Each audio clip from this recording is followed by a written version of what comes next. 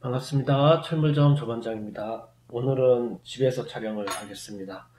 1월 1일 날 사놓은 케이크 있어서 이거 먹으면서 촬영을 하겠습니다.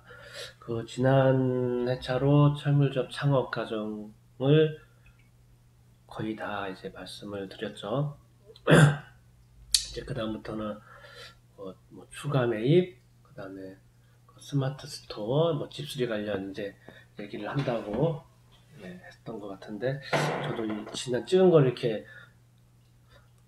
잘 안 봐가지고 지금 좀 헷갈리는데, 이제 소매 판매로 매장을 좀 이끌어가기에는 초기에는 거의 불가능하다고 저희 생각을 합니다. 그건 예상을 했기 때문에 이 상권이 제가 이제 이치한 상권은 썩 좋지 않은 상권입니다. 어떻게 보면 죽은 상권이죠. 그 상권을 이제 죽었다 살았다는 거는 그걸 보시면 됩니다. 내가 차려야 할 이치에 저기 철물점이 됐든 커피숍이 됐든 어느 거나 다 이거는 똑같습니다. 유명 프랜차이즈가 있는지 없는지 그거를 보시는 게 가장 간단합니다. 예를 들어 스타벅스가 있는지 아니면 파리바게트가 있는지, 이걸 왜 보는 거냐면 이런 프랜차이즈들은 들어올 때 상권 분석을 다 하고 들어오기 때문에 이런 프랜차이즈가 내가 들어가야 될 위치에 있다면은 그 상권은 그래도 활성화되어 있다고 보시면 됩니다. 제가 2000 상권은 그런 게 하나도 없어요. 죽었다라고 이제 표현을 하는데, 죽은 상권에서도 사장이 어떻게 하느냐에 따라서 살릴 수도 있겠죠. 저라고 특별한 건 아니지만 제가 어떻게 하느냐에 따라서 죽은 상권에서도 돈을 벌 수가 있는 거고, 아무리 상권이 좋아도 본인이 어떻게 하느냐에 따라서 장사가 안 될 수도 있는 거기 때문에, 하여튼 제가 이치한 곳은 죽은 상권이 맞습니다. 그래가지고 그걸 이제 창업하기 전에 예측을 했기 때문에 소매 판매로만은 절대 안 된다는 거를 알고 있었기 때문에 스마트 스토어 이것도 준비를 했고요. 그 다음 이제 우리 또 이제 집수리가 있잖아요. 이제 집수리가 있기 때문에 집수리로도 매출이 발생을 하고요. 스마트 스토어 매출이 발생하고, 소매는 상당히 적습니다. 그래서 이렇게 해가지고 이제 버텨나가야 되는 거죠. 이 소매가 올라올 때까지. 이렇게 1년이 될 수도 있고 2년이 될 수도 있고, 근데 저는 한 1년 반 봅니다. 1년 반을 보는 것도 어떻게 보면 빨리 잡은 거죠. 1년 반 정도 보고 있고, 그리고 오늘 한번 이 장기적으로 가는 거에 대해서 스마트 스토어로 그래도 매출을 잡는 그거를 한번 얘기를 해보겠는데요. 다음 영상에서는 스마트 스토어로 제가 어떻게 이제 하는지 그걸 이제 모니터링도 이렇게 알려드리고 이렇게 할 텐데, 일단 오늘은 말로 스마트 스토어는 온라인 시장, 이 온라인 시장인데, 이 온라인 시장의 최저가 보면은 참 갑갑할 겁니다.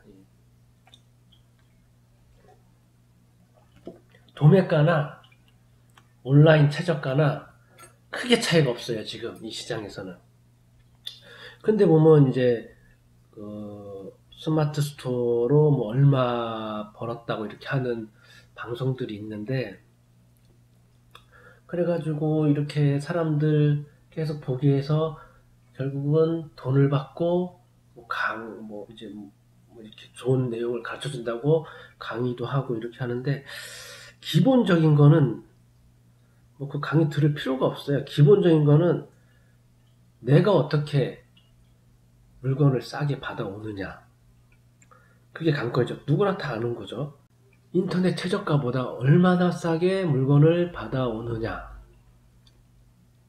그것만 잘하면 됩니다. 그것만. 그런데 현실은 싸게 받아올 수가 없죠. 지금 스마트 스토어로 이제 쇼핑몰을 하시는 분들은 느끼실 겁니다. 쇼핑몰 사장한테 누가 물건을 싸게 줍니까? 인터넷 최저가보다 싸게 받아올 수 있는 이런 자질이 있습니까? 남들보다 내가 한 몇 억씩 팔아주겠다. 이런 배포가 있습니까? 근데 뭘 믿고 그 제조업체 사장님은 싸게 줄 이유도 없죠. 이게 이제 사업 수완인 건데, 이게. 얼마나 물건을 싸게 받아오는지. 그것만 되면은, 충분히 쇼핑몰로도 돈을 벌 수 있죠. 근데 그게 굉장히 어려운 일이거든요. 도매가나 지금 인터넷 최저가나 솔직히 차이가 진짜 보면 없어요. 이렇게 도매집 가면은 그 얘기를 합니다. 지금 인터넷 최저가가 이제 오픈이 돼가지고 이제 개념이 없다고. 보면 도매 이렇게 기업 상대 납품하고 이런데 차이가 없다고 솔직하게 얘기를 다 합니다. 이런 시장에서 그 도매가보다 더 싸게 받아야 되는데 이게 정말 이렇게 지인도 아니고 친척 중에 이런 제조업체 사장님 있으면은 가능하겠죠. 그러면 가능합니다. 근데 그런 거 아니고선 진짜 이게 힘든 시장인데 그 노하우는 저도 없어요. 그 노하우는 솔직히 그걸 하면은 돈을 벌죠. 그래서 이런 스마트 스토어로 현재 저는 수익을 내지만은 마진은 작게 가져갈 수밖에 없는 지금 현재 그렇게 가져가는데 친척 중에 제조업을 하시는 분이 있으면 충분히 돈 벌 수 있죠. 작은 아버지, 큰 아버지 하면서 하는데 저한테 좋은 가격으로 주십시오. 그러지 않고서 어떻게 이 시장에서 돈을 벌 수 있을까 저는 좀 의문입니다. 이 보면 이게 그런 걸 이렇게 얼마 벌 수 있다 이런 거 보고 따라가는 이 분들이 참 사기당하기 참 쉽겠다 이런 생각이 듭니다. 저는 그런 거 보면 말이 안 되는 건데 뻔히 보이는데 그래가지고 또 쇼핑몰 내가지고 하긴 하더라고요. 돈 거의 못 벌 거라고 저는 생각을 하거든요. 벌 수가 없지.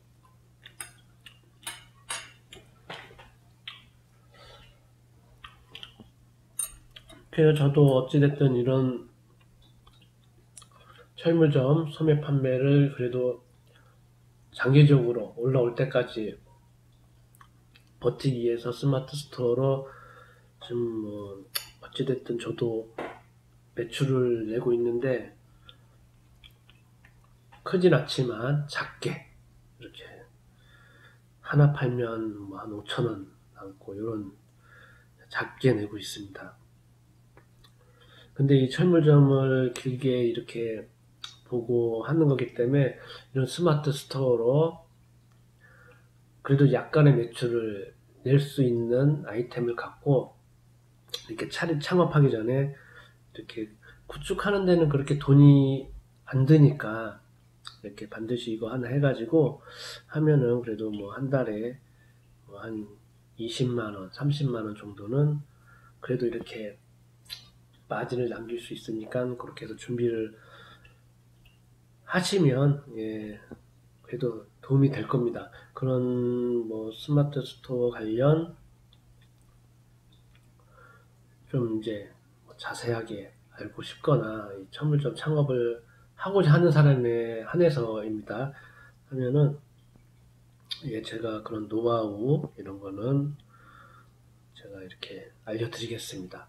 그래도 뭐 한 달에 또 30만 원 뭐 작게 느껴지지만 그래도 예, 이렇게 소매 판매에서 30만 원 이렇게 더해주면은 그래도 큰 힘이 됩니다. 이 소매 판매 어려울 때는. 그리고 또 우리는 이제 그 또 집수리 또 매출 있지 않습니까? 집수리 매출이 제일 큽니다.